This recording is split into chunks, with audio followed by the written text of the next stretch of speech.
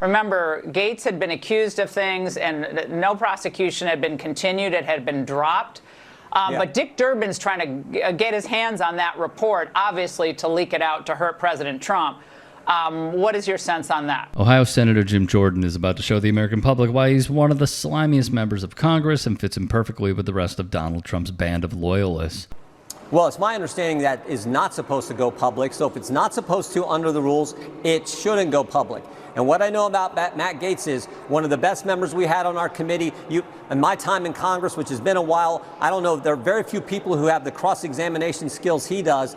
And I want someone in the Justice Department who's not going to say moms and dads at school board meeting needs to be investigated. I want someone at the Justice Department who's going to say it's wrong for the FBI to do a memorandum and say that pro-life Catholics are extremists. I want someone at the Justice Department who can tell us who planted the pipe bombs on January 6th, who leaked the Dobbs opinion, who put cocaine at the White House, instead of all the other stuff they seem to be focused on. Well, would you look at that? Jim Jordan doesn't want the House Ethics Committee releasing their report detailing the years-long investigation into Trump AG pick, an alleged human trafficker and sex offender, Florida Congressman Matt Gaetz. But if there's anything Jordan has ample experience with, it's trying to ignore credible allegations of sexual misconduct levied against his colleagues. Former wrestlers from Ohio State University, where Jordan was once the assistant coach, are now speaking out about Jordan's time there, accusing the congressman of failing to protect them from a sexual predator back in the 80s and 90s. When you come in and you got a scholarship at the Ohio State University, you don't want to start any problems. I didn't do nothing, probably because I was scared.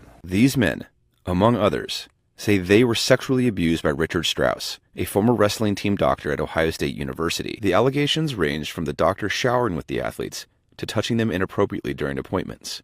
He would come and watch, at the time our guys showered, a lot. I said, Doc, you make the guys nervous that you shower with them. And his response was, Coach, you shower with you guys all the time. I said, yeah, not for an hour, Doc. What did he know? One wrestler told NBC News that he reported alleged abuse to Jordan directly. Several other wrestlers told NBC News that Dr. Strauss's inappropriate behavior was discussed openly among the team, and Jordan had to know about it. As of this recording, Ohio State University has paid over $60 million in settlements to almost 300 former athletes who were victims of physician Dr. Richard Strauss, and at least 5 lawsuits representing claims from hundreds of other athletes that remain pending. When asked about this shameful, disgusting scandal back in 2018, Jordan said this in defense of himself. I stood up to the Speaker of the House from my home state, stood up to the IRS, and have stood up to the FBI. To think that I would not stand up for my athletes is ridiculous. Thank you. While the brother of one of the scandal's whistleblowers paints a different picture than Jordan's defiant attitude. Jim Jordan called me crying,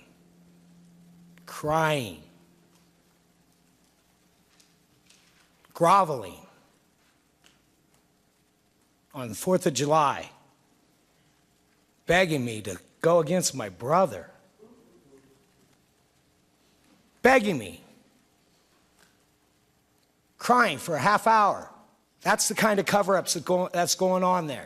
This is Adam DiSabato, the brother of former Ohio State University wrestler, whistleblower, and Strauss victim Mike DiSabato, who testified to the Ohio State House in 2020 that Jim Jordan personally begged him not to corroborate his brother's claims and defend him and the university instead. He's a coward. He's a coward. He's not a leader. He's a coward. I'm a leader. I was captain of these guys. He calls them all liars, but more and more former Ohio State University wrestlers are coming forward to say their former assistant coach, Congressman Jim Jordan, knew student athletes were being sexually abused and are dumbfounded to understand how Jordan can deny it. That's a lie. He's lying. Period. He's a liar. So this ref says he told Jordan directly about the alleged sexual misconduct? Along with the head coach for the wrestlers. And so the allegations are that many people knew about this, but none of the accusers believed they were actually being sexually assaulted. They just thought he was a weird guy. Over and over, the victims say that. Now, the attorney for the alleged victim, Sean Smith, says, quote, "This is not a political issue in our estimation. This is an issue about Ohio State. This isn't about Jim Jordan. He happens to be a witness. He just happens to be a name of a person who was present. And a representative for Jim Jordan says Congressman Jordan never saw or heard of any kind of sexual abuse, and if he had, he would have dealt with it. Multiple investigations. I know we say it all the time, but Jordan and his ilk are exactly the type of people the so-called party of family values attracts and props up because they're willing to say and do anything to advance their careers, protect their public image, and push the party's agenda while throwing ethics and morality away in the process. We're obviously not saying that every Republican has skeletons in their closet like Jordan does, though many of them do and have done, or have been accused of doing much worse. But it is undeniable that the party's policy platform of discriminating against immigrants, the LGBTQ+ community, and frankly anyone who is not a white Christian, as well as securing the financial interests of wealthy donors and corporations that are only that wealthy because of the exploitation of workers, attracts the most morally bankrupt people our country and system has to offer. You know, he examined me thoroughly, extremely thoroughly, you know, my private parts, and everybody was just like, you know, kind of snickering. Jordan said, I have nothing to do with this. But Jordan heard what you said.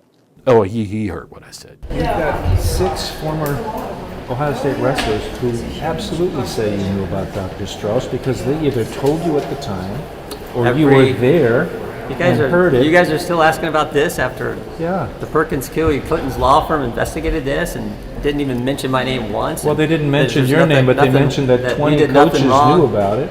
Every single coach has said the same thing I have. All kinds of athletes have said the same thing I have. And the reason they've all said that is because it's the truth. Look, if I'd have known there was some kind of problem, some kind of abuse, I'd have helped out our athletes. What they're saying is just not true. Jim Jordan called the report a vindication because it did not name him. The report did not name any wrestling coach at Ohio State, did not find documentary evidence coaches were aware of complaints against Strauss, but 22 coaches confirmed to the investigative team that they were aware of rumors and or complaints about Strauss. While we await the conclusion of the pending suits and a more complete picture of Jim Jordan's role in turning a blind eye to the abuses wrestlers were subjected to for decades, it's important to bring this up again because, like we covered earlier, Jordan has joined true Christian speaker Mike Johnson in calling for the House Ethics Committee not to release their report into Gaetz, which reportedly included testimony from the 17-year-old victim he was accused of sleeping with that was obtained from the Florida civil trial involving former Gaetz friend and confidant Joel Greenberg, a Florida tax collector who himself is serving an 11-year sentence on 6 federal charges, including trafficking a minor. Speaker Johnson told Fox News that releasing the report following Gaetz's resignation from Congress would open up a, quote, Pandora's box for the future, since that ethics committee only has jurisdiction over current members of Congress. However, we and many others would argue that it's in the public's interest, matter of fact, their best interests, to know about the potential criminal history of the nation's top law enforcement official and have his alleged victims receive the justice they deserve. But as we've seen, loyalty to the party, aka the leader Donald Trump, means more than anything else. So we'll hold our breath until we see the actual report released, if it ever does. If you can and are willing, please become a paid member here at TYT Sports. And or go to tyt.com/join. In addition, you can follow me on Twitter, Instagram, and TikTok. Appreciate it. Have a great day.